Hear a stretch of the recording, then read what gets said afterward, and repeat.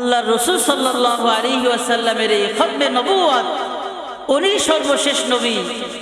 এই আকীদাটা বিশ্বাস করা আহলে সুন্নাত ওয়াল জামাতের একটা নিদর্শন। এই আকীদা যদি আমি বিশ্বাস না করি, আমিও কিন্তু ইমানের গণ্ডি থেকে বের হয়ে যাব। কাজী মির্জা গোলাম আহমদ কাদিয়ানী, যারা আল্লাহ রসুল সাল্লাল্লাহু আলাইহি ওয়াসাল্লামের এই নবুয়তকে অস্বীকার করতেছে, উনি সর্বশেষ নবী, এই কথাকে অস্বীকার করতেছে, সে কাফের হওয়ার ব্যাপারে আমাদের কারো মনের মধ্যে সন্দেহ আছে? বলেন, আওয়াজ দিয়ে বলতে হবে, কোনো সন্দেহ আছে? মির্জা গোলাম আহমদ কাদিয়ানী 100তে 100ই কাফের। এমনকি যদি কোনো ব্যক্তি তাকে কাফের না বলে, কাফের বলে বিশ্বাস না করে, সেও কাফের হয়ে যাবে। এটা আমাদের নবীর ইজ্জতের সওয়াল। এটা আমার নবীর ইজ্জতের সওয়াল।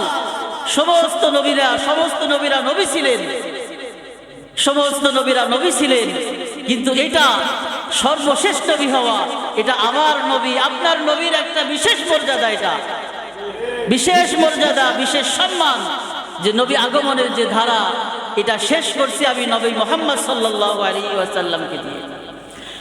কাজেই মির্জা গোলাম আহমদ কাদিয়ানী আজকে নিজেকে সর্বশেষ নবী দাবি করে নিজে কাফের হওয়া না, আমার নবী করিম সাল্লাল্লাহু আলাইহি ওয়াসাল্লামকে অপমান করছে কিনা বলেন? সে আমার নবীর সাথে চরম পর্যায়ের গুস্তাখি করছে। ভাইরা আমার, এটা কত বড় ভয়ানক, এটা কত বড় দায়িত্ব আমাদের চিন্তা করেন।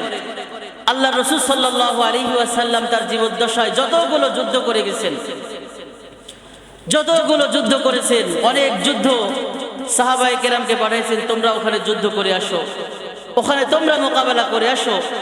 আল্লাহ রাসূল সাল্লাল্লাহু আলাইহি ওয়াসাল্লাম নিজেও অনেক যুদ্ধের মধ্যে গেছেন, ওখানে কমান্ডার ছিলেন, তিনি নিজের তত্ত্বাবধানে যুদ্ধ করছেন। যতগুলো যুদ্ধ করছেন আল্লাহ রাসূল সাল্লাল্লাহু আলাইহি ওয়াসাল্লাম তার জীবদ্দশায়, এই সমস্ত যুদ্ধে মাত্র 259 জন সাহাবী ইন্তেকাল করছেন, শাহাদাত বরণ করছেন। ইসলামের যতগুলো যুদ্ধ হয়েছে, সমস্ত যুদ্ধে মুসলমান সাহাবায়ে কেরাম শাহাদাত বরণ করছেন। সংখ্যা কত? 259। নবী করিম সাল্লাল্লাহু আলাইহি ওয়াসাল্লামের ওই জামানায় মুসাইলামা কাজ্জাব নামে একজন ব্যক্তি নবুয়তের দাবি করছিল। মুসাইলামা কাজ্জাব, এটা কত বড় গুরুত্বপূর্ণ চিন্তা করেন। মুসাইলামা কাজ্জাবের বিরুদ্ধে জঙ্গে ইয়ামামা করছে সাহাবায়ে কেরাম।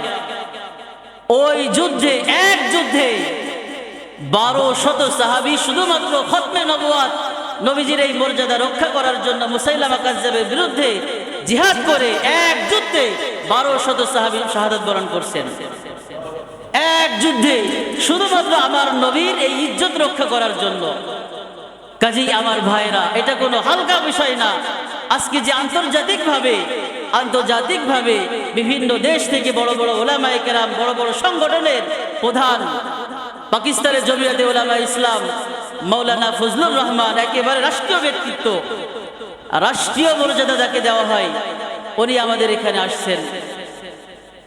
দারুল উলুম দেওবন্দের মুফতি মুফতি আবুল কাসেম নোমানী, উনি আসছেন। এরকম সারা বিশ্ব থেকে দাওয়াত করে বিশেষ বিশেষ ব্যক্তিদেরকে কালকে সম্মেলন বাস্তবায়ন করার জন্য আনা হয়েছে। আমাদের দেশে ইতিপূর্বেও কাদিয়ানীদেরকে কাফের ঘোষণার জন্য আন্দোলন হয়েছে কিনা? কিন্তু কার্যকর হয়েছে? কার্যকর কিন্তু হয় নাই। কিন্তু আমাদের হাতে একটা সুযোগ আসছে, এটা একটা আন্তর্জাতিক সম্মেলন। আমরা যদি ঈমানি তাকাত, নবীর সম্মান রক্ষা করার জন্য ওইভাবে সেই তেজ, সেই জানা আর সেই আন্দোলন দেখাইতে পারি, হতে পারে আল্লাহ তাআলা এই ওসিলা করে আমাদের দেশেও কাদিয়ানীদেরকে রাষ্ট্রীয়ভাবে একটা ঘোষণা আমাদের সরকার মহল দিতে পারেন। আমরা কি তৈরি আছি তো ইনশাআল্লাহ?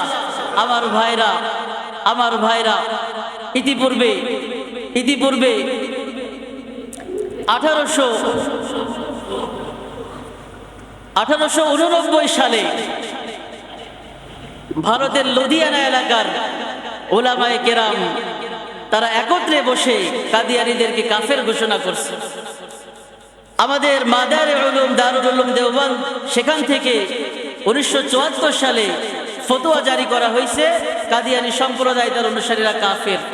ওই একই বছর পাকিস্তানে রাষ্ট্রীয়ভাবে একেবারে সংসদের মধ্যে বিল পাস করা হয়েছে যে কাদিয়ানী সম্প্রদায় এরা কাফের, তাদের অনুসারীরা সবাই কাফের। এরপরে 1988 সালে ওআইসি একটা মুসলিম সংগঠন আছে, এর উদ্যোগে বিভিন্ন মুসলিম দেশের ধর্মমন্ত্রী যারা তাদেরকে আমন্ত্রণ করে তাদের উপস্থিতিতে সর্বসম্মত সিদ্ধান্ত হয়েছে যে কাদিয়ানীরা কাফের।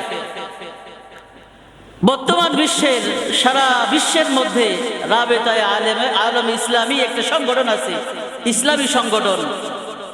সারা বিশ্বের থেকে প্রত্যেক দেশ থেকে একজন দুইজন করে বড় বড় আলেম তাদের সদস্য। ইসলামী যে সমস্ত সমস্যা আসে এই সমস্যাগুলো সমাধান করার জন্য এই বোর্ডটা গঠন করা হয়েছে। এই রাবেতায়ে আলম ইসলামী এই সম্মেলনের মধ্যে তারা প্রায় 144টা দেশ, 144টা দেশের বিভিন্ন সংগঠনের লোক সেখানে যায়। সেখানে গিয়ে কাদিয়ানীদের ব্যাপারে দীর্ঘ আলোচনা পর্যালোচনার পরে সবাই এই ব্যাপারে একমত হয়েছে, এই ব্যাপারে ফতোয়া জারি করছে যে কাদিয়ানী সম্প্রদায় এবং তাদের অনুসারীরা কাফের, এদেরকে যদি কেউ কাফের না বলে সেও কাফের হয়ে যাবে। এই জন্য আমার ভাইরা আগামীকাল শনিবার সোহরাওয়ার্দী উদ্যানে কাদিয়ানীদেরকে কাফের ঘোষণা করার জন্য, রাষ্ট্রীয়ভাবে যে কাফের ঘোষণা করার জন্য যে মহা সম্মেলন করা হচ্ছে, সেই সম্মেলনে যোগ দিতে আমরা রাজি আছি তো ইনশাআল্লাহ? আমরা রাজি আছি তো ইনশাআল্লাহ?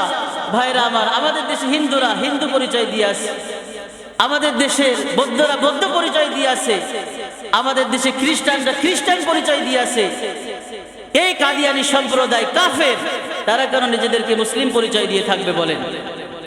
তারা মুসলিম পরিচয় দিয়ে থাকতেছে এতটুকুই না, আমাদের সরল বলা মুসলমানদেরকেও তাদের দলে ভিড়িয়ে প্রত্যেককে এক একটা কাট্টা কাফের জাহান্নামের কীটে পরিণত করতেছে। কাজেই তাদের ব্যাপারে যদি আমরা কঠোর প্রতিরোধ না করি আর ওই সম্মেলনে না যাই, তাহলে কিন্তু আমার ঈমানই খতরা হয়ে যাবে। এটা আমার আপনার সবার ঈমানের দায়িত্ব। আমি আপনি আমরা সবাই নবীর ইজ্জত, আমার ঈমানি দায়িত্ব পালন করার জন্য কালকে ইনশাআল্লাহ শিরকাত করব। তো আবার বলেন, চিৎকার করে বলেন, শরীক আছি তো ইনশাআল্লাহ? ইনশাআল্লাহ আল্লাহ তাআলা আমাদের সবাইকে তৌফিক দান করেন। আপনাদের এখানে যে ইত্তেহাদুল উলামা সংগঠন আছে, আমরাও ইনশাআল্লাহ মাঠ থেকে বাস নিয়ে যাব, আপনাদের জন্য বাসের ব্যবস্থা থাকবে। আগামীকাল সকাল 6:30টায় এখান থেকে বাস ছাড়বে। আপনারা যারা যাবেন জুমার পরে, আমি আছি, আমাদের মুয়াজ্জিন সাহেব আছে, কি পরিমাণ লোক একটা এলাকা থেকে যাবেন একটু আমাদেরকে জানান দিয়ে যাবেন।